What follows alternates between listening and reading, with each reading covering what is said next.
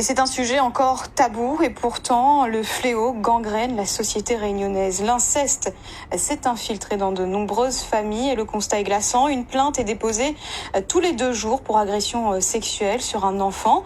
Demain soir, Réunion la Première diffusera un document à ce sujet. Mais d'abord, nous sommes allés à la rencontre de professionnels qui aident les victimes à libérer la parole. Daniel Bénard, Jacques Payette. Parler d'inceste à La Réunion, c'est évoquer une véritable gangrène de notre société. C'est aussi parler de santé publique et les chiffres font froid dans le dos. Si en France métropolitaine, une personne sur 10 est concernée, ici, sur une classe de 35 élèves, 4 ou 5 sont victimes de violences, attouchements sexuels ou viols intrafamiliaux. On n'a pas de données exactes, mais on sait que dans les postes de police et au niveau des commissariats, une plainte est portée tous les 2 jours pour des faits d'agression sexuelle sur les enfants à La Réunion.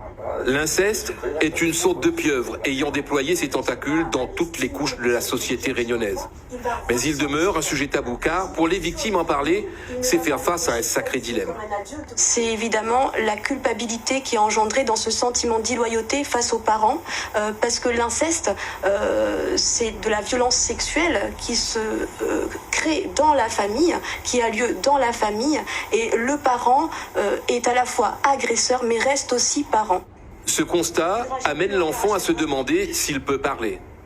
L'association Périph', qui vient en aide aux victimes de violences causant un psychotraumatisme, déploie un dispositif axé autour de la libération de la parole. Faut que j'en parle, c'est ça. Mais que j'en parle à qui? Pour briser le mur du silence, Capucine Maillard, metteur en scène et victime, a choisi les planches pour parler de l'inceste. Quelque chose, sa pièce met en lumière 4 femmes. C'est par contre une manière particulière de le rendre accessible. Dans un discours qui passe par le cœur et par l'émotion. Et par le rire aussi, ça peut sembler très étrange d'utiliser ce mot-là sur un sujet pareil, mais pour moi c'était indispensable de passer par le rire parce que c'est trop dur, sinon c'est insupportable de parler de ça. Et l'effet escompté est au rendez-vous. Incroyable. Toutes les représentations à La Réunion ont été suivies d'un bord de scène. À tous les bords de scène sans exception, il y a des personnes qui se sont levées pour parler. Avec une dignité incroyable, émouvante, bouleversante. Je pense que tous les théâtres s'en souviennent. Des planches, mais aussi des ateliers avec un public bien ciblé. Des collégiens et des lycéens. Ces interventions visent à conscientiser ces jeunes à ce mal, mais aussi à réveiller des souvenirs enfouis. Tu veux savoir pourquoi j'ai peur du noir?